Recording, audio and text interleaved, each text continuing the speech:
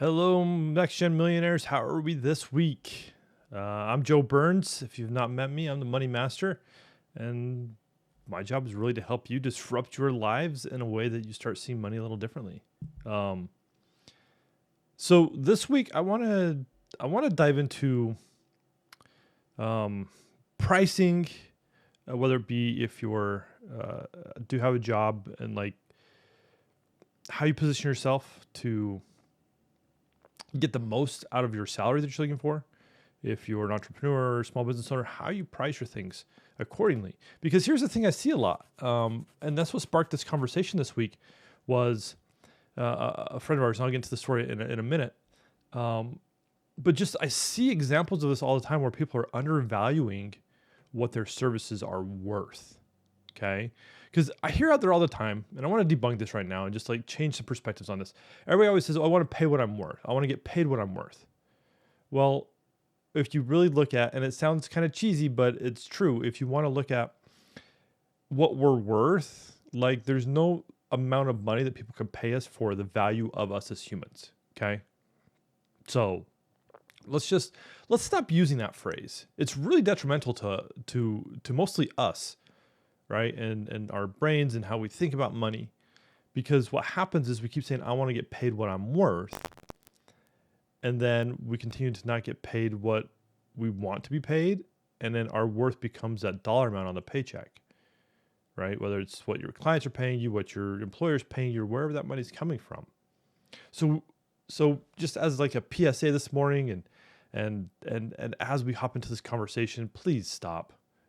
And if it comes out again, just like be like, hey, I listened to this dude on the internet and he said, don't say that anymore. So say something different. Okay. I want to get paid what I want to get paid X amount, right? Whatever you want, however you want to rephrase that. But really diving into being like, I want to get paid what I'm worth is very, very detrimental to us. And it continues this cycle of really this money trauma that we have. And it's not helpful to creating mastery around money in your life. Okay. So I just want to start off today with that because it hurts my heart. Every time I hear it, I'm like, no, like if you only understood the damage that's happening every time you say that, and then you have some dollar amount in your head and you don't get it, it just creates a whole bunch of craziness up in here. So let's stop. Okay. So that's kind of like action number one for this week. Just stop saying that, because as soon as you do, you start seeing things differently. You start taking that negotiation piece. It becomes less personal than before, right? Because we're negotiating wages, that becomes very personal, and then all this stuff. So, if any of y'all got questions about that, like just comment below, and we can dive into that more. But that wasn't really the topic of today, so we're going to move on from that. But it is very important, okay? So give it the weight it needs. Start changing the language, because language is really important. And as you do that, right, you'll start to see more confidence around what you're asking in your pricing, and whether it's from your employers, from your clients, if it's products you're selling, things like that. Okay, so let's get into kind of what sparked this whole conversation for this week. So, a friend of my wife's looking for a job right now, and she had an idea of how much she wanted.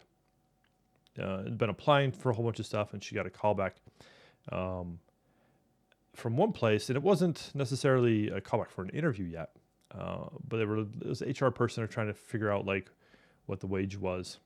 What they're kind of looking for to see if they'd be a good fit, even to start off with, right? Because I want to make sure you're interviewing candidates that will fit your budget for your salary for a company. And I get that. I've done plenty of that in my life. So she's like, well, I want this number. And Delay's like, oh, well, this is like a director position. Like, so Debbie's friend didn't really understand the position already. Like the hierarchy or whatever, right? And sometimes you don't coming from a business. I'm not saying that she did a bad job. I'm just saying like there's lots of notes. So it's HR lady's like, oh, so the budget's like double of what she was even asking. And it kind of set my friend back. She's like, well, okay, like, yeah, that would be great. Like, we can definitely, work. And they had a little conversation. But I look at that because I've done this too, right? And I want to roll this back to me. I've done this too when I was in the corporate world, where I remember when I finally figured out I can negotiate my salary as an employee. I just figured whatever the offer was, that's just what you had to take. Like that's the way I lived. And I think a lot of us live that way, right? That just whatever you apply for a job, you want the job, you need the job for the money. And then they give you a certain amount. You're just like, well, I guess I'll just work my way up, right? We put hard work before we put like negotiation or uncomfortable conversations. See how that works? We'd rather just, again, work our way up. We'd rather do hard work to make more money. We have this ingrained programming inside of us that we got to work hard for us to make a lot of money. And that's not true, right? And I lived that experience. I was in IT in the early 2000s, right? And it was a grand mecca time for like IT work, and people were making a lot of money, but yet I wasn't. And I thought there was something wrong. So I'm like, oh, I just got to do hard work, learn more things, and then, gain more skills, and then I can. And then I can, and then I can. And it took a lot of life things happening to me with the PTSD and the trauma, and forcing me to become the only income in the house, right? To start looking at like this stuff. And like, I remember I did a quick Google search one day. And like, man, how does this work? And I saw somebody post something, or it was an article popped up on Google, and it was like, hey, here's how to negotiate your salary. I'm like, wait, what? It was like mind blowing. I'm like, wait a minute, I can do this? Like, I can say no to the original offer and be like, hey, I want to negotiate. Like, this is a real thing. And they won't just kick me to the curb and be like, hey, no, we don't want you anymore. And so opening my eyes to this whole new world. So if we're looking at wages, looking at like what we're selling, what we're negotiating, right? Another quick example of this is another friend of ours does some corporate presentations for people. And I heard how much he was charging, and it like floored me. I was like, hey buddy, you should like charge like probably triple what you're charging. And he started his own business, and it's kind of new, and he's just ramping it up and getting clientele and stuff like that. He's working really hard, but not making a lot because he doesn't feel like he can charge a lot. So in entrepreneurship, see how we like bring this mentality that we've been taught of like working really hard, but yet we sabotage ourselves when it comes to what we charge people. Because for him, yeah, he's working hard and he can get by with what he's charging, but it's going to make it harder to keep doing what he's doing if he doesn't start charging more. That makes sense? Because we get in it, we're all passionate. We're like, hey, let's go get this done. Right? And when we find people, we do all the hard work of starting to make connections, and our businesses start to grow. A lot of times we shut them down because it's just not worth it to us. Right? It's not paying out what I need to live. See the problem here? Like, we have the work ethic, but what happens is our old money stories and the way we think about money and what's acceptable in society, right? But it's only acceptable in society based upon our perceptions of, one, how we think about ourselves, the programming we put inside, what we think is possible. And so we continue to go on, and we charge such a little amount that in some cases, yes, some cases, that we won't get hired because we are too inexpensive.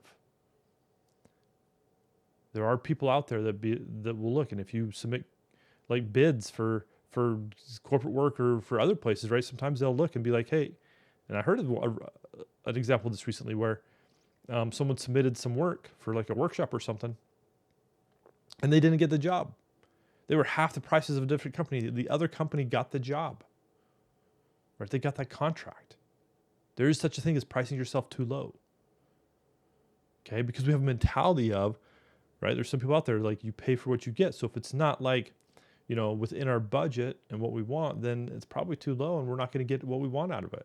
That's the person I know that didn't get the contract. Like they're amazing. That company would have got amazing value for what they're paying for. So when we look at it, when we look at pricing and how we position ourselves when it comes to the money conversation, here's a few tips and tricks I would really hope you follow.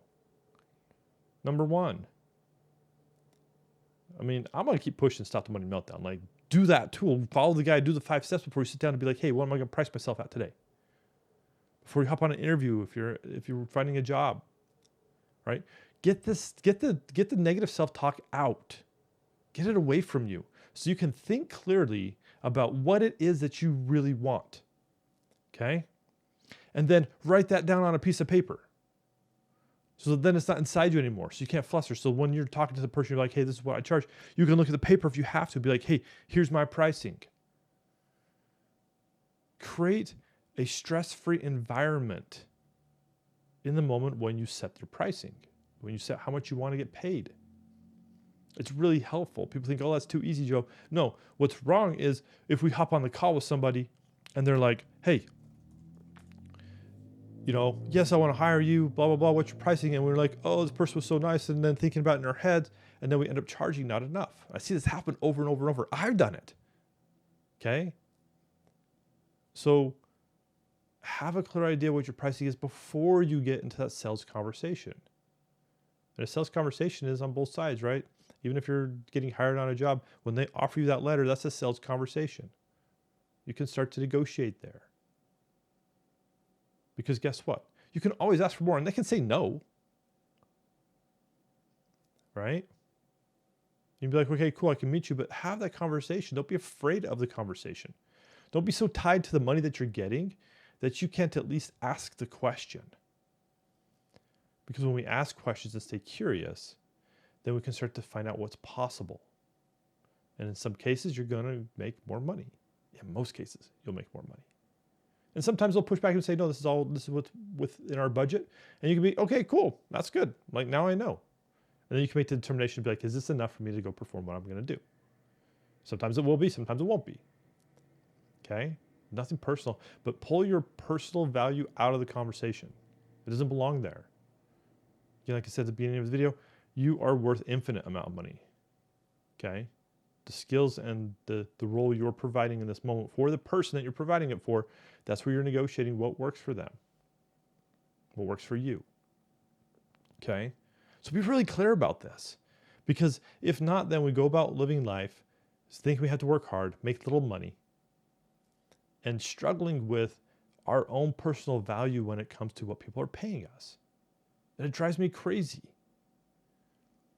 Okay, and there's plenty of people out there in the world who are like, oh, I got a cool discount. They won't even have the conversation because they're like, oh, they're trying to play the cat mouse game too, right? Because it happens on the other side. I saw a LinkedIn post from a couple weeks ago that this happened. There's an HR recruiter who's like, oh, I asked them what they wanted. They only said this much. My budget was like, the person was asking for like $85,000 a year, and the budget was like 130. So there's like all that headway. She's like, look, I got the company a discount employee. Yeah, no, you didn't. For the long term, right? Because the money is going to impact the long-term relationship. So think about a lot of these things, right, as you're going into these sales conversations going forward, okay? So just some things on my mind this week as I've looked at this. It breaks my heart when people undervalue themselves, right? And I hire people and I'll tell them, I'll be like, hey, your prices are a little low. Like, I would have paid this much more, right? Sometimes we negotiate. Sometimes we're like, well, this one I'm charging, so here we go. So, but think about that, right? Think about how you're approaching this conversation, because this conversation has a lot of emotions tied to it. Like I said, drop the emotions before you start planning out what it is that you want to do. It's so very helpful. The sales conversation should not be an emotional conversation. There are emotions attached to it, yes. But find ways for yourself that work for you. Like I mentioned the Stop the Money Meltdown guide that I have. That's one way. But find what works for you to allow yourself not to enter these conversations in a charged emotional state. Because we never make good decisions with money when we're emotional about it. Okay? So things to think on this week. Hope you have a great week. Hope you can start asking for more money in your sales transactions. Right? Power yourself up. See yourself as the infinite worth person that you are. I know it's a cheesy saying, but it's so very true. And stop attaching your value to what you're getting paid, because that's just hurting you, not helping you. Okay? So until next week, we'll see you later. Bye.